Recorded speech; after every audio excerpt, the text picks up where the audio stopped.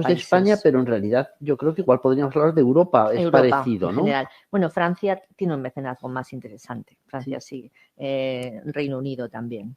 Sí. Sí, Juan. Sí, yo, ahora que entráis ya en tema económico, me gustaría también comentar algunas cosillas también con Vicky. Efectivamente, yo estoy de acuerdo con Ramón, que ese equilibrio también entre la financiación pública y privada pues tiene que establecerse, ¿no? Y yo entiendo que al final el liderazgo tiene que tomarlo también empresas comprometidas también con la cultura, ¿no? Y que destinen una parte también de su sostenibilidad, ¿no? A fomentar este impacto positivo en la sociedad. Es decir, eso yo creo que está clarísimo, ¿no? Cuando habláis antes del tema de visibilidad, eso tiene un nombre de economía, que es impacto, ¿no? Y ese impacto se puede medir, incluso se puede monetizar. Yo creo que es importante también que en este caso entendamos que la industria cultural y la industria del cine es una gran generadora de empleo y empleo de calidad. Y yo creo que ese es el gran drama que tiene España, ¿no? España al final tiene un paro, fundamentalmente un paro estructural realmente dramático que viene arrastrándose desde hace muchos años y que en estos cambios tecnológicos se va a acentuar. Es decir, va a haber muchísimos trabajadores en España que no van a volver a trabajar nunca, ¿no? Y el cine puede dar una oportunidad también a esta porque es una industria que genera mucho empleo. Y empleo me atrevería a decir también de calidad, porque al final estamos en una industria amable, mucho más que a lo mejor otras que pueden ser peligrosas, tóxicas, estresantes. Pues el cine yo entiendo que siempre es atractivo trabajar en el cine. Con lo cual, por ahí, primera pregunta, ¿cómo vemos la industria del cine como generadora de empleo? Ya sea autoempleo, pero también de empleo por cuenta ajena. Y luego también me gustaría también, segunda pregunta, que nos aterrizaras también la mirada tabú, porque yo creo que si al final la mirada tabú engloba todo ese tema de popularización del cine, pero con calidad, porque yo creo que al final son formatos los cortometrajes que tienen cada vez. Yo cuando veo una película de 3 horas ya, primero ya me da un poco de apuro, ¿vale? Y cuando veo, yo he tenido la suerte de estar en el jurado de la mirada tabú, he visto las maravillas, he disfrutado como un enano.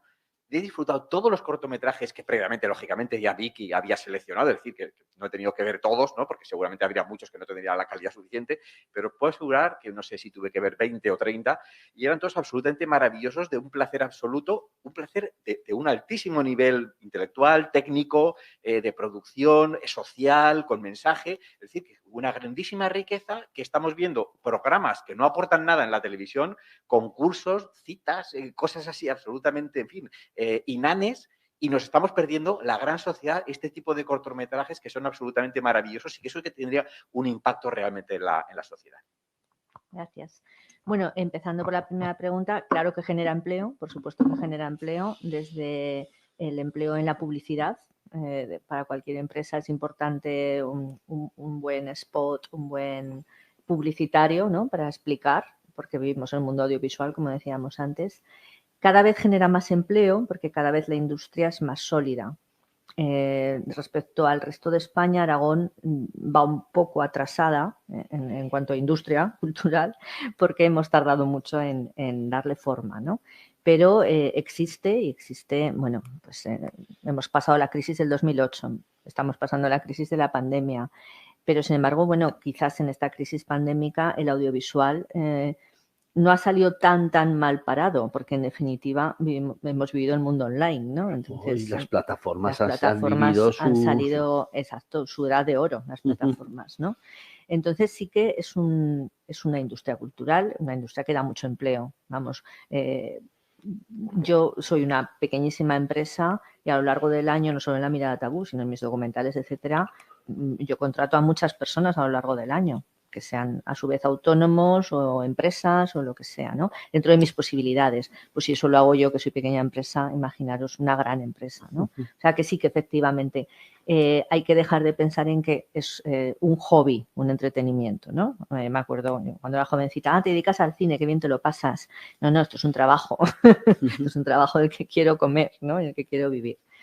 Y respecto a lo otro que dices, bueno, pues sí, la mirada tabú, quizás está mal que lo diga yo, me alegro que lo digas tú, englobaría eso, ¿no? Englobaría un poco la transgresión, el pensamiento crítico. Bueno, Ramón también estuvo viendo cortos en su momento, y la calidad en formato de corto. Yo tengo que aclarar que hacer cortometrajes y hacer largometrajes y hacer documentales, en definitiva, es hacer cine. ¿En qué formato? Mario Benedetti o o Monterroso lo hacían en formato corto y por eso eran peores escritores que alguien que hace la gran novela del siglo. No, son formatos distintos. Y tampoco es cierto que haya que pasar del corto al largo necesariamente, ¿no? Porque no quedarse en el formato corto, no pasa nada, no es una condición sine qua non. Igual que yo hago cine documental y todo el mundo me pregunta, ¿cuándo harás el largo de ficción? Y yo, no, si es que no me gusta, si yo quiero hacer cine documental, si a mí lo que me gusta es eso, poner el acento en lo social y en lo que yo quiero ponerlo, y la ficción, hay personas que la hacen maravillosamente bien, pues yo quiero hacer lo que me gusta, ¿no? Entonces, bueno, en La mirada tabú nació con ese espíritu, nació en un ambiente lúdico, que era pues una sala, precisamente la Sala López, y nació pues del hecho de buscar algo que contara a través de un festival cosas distintas, ¿no?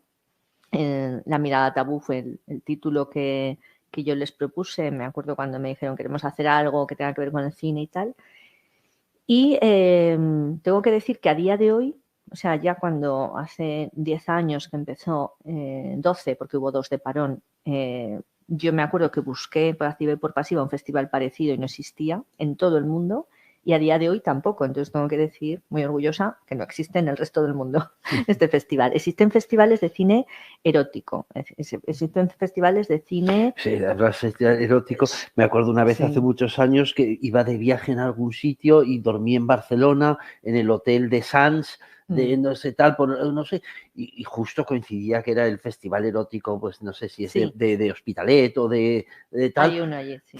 Uy, hay un ambientazo. Sí. Ese no es el ambiente de La mirada tabú, lo siento. Pero bueno, no lo digo porque al principio cuando sacamos las bases de La mirada tabú todo el mundo pensó que era un festival de cine erótico, porque tabú, no sé por qué, en nuestra cabeza lo identificamos con eso, ¿no?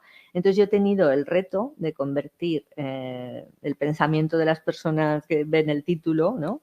En que el tabú, ¿qué es? Pues el tabú es todo esto. Y para que conozcas el tabú tienes que ver los cortos, ¿no? Que es un poco la clave de por qué me gusta que la gente venga a ver los cortometrajes. Y entonces, ¿qué es? Bueno, pues ese pensamiento crítico pues en todas las áreas de la sociedad, en lo social, en lo familiar, en lo emocional, esas digamos, cosas que no contamos, que nos prohibimos contar a nosotros mismos o que están, bueno, pues políticamente incorrectas y que van cambiando. O sea, lo bueno también que tiene el festival es que va cambiando según va cambiando la sociedad. Y lo que hace 10 años mandaban como tabú, a día de hoy no lo mandan y mandan otras cosas. Luego también se ve la evolución de los temas que interesan en la sociedad. Es una evolución antropológica casi la que tiene La mirada tabú, y sin casi.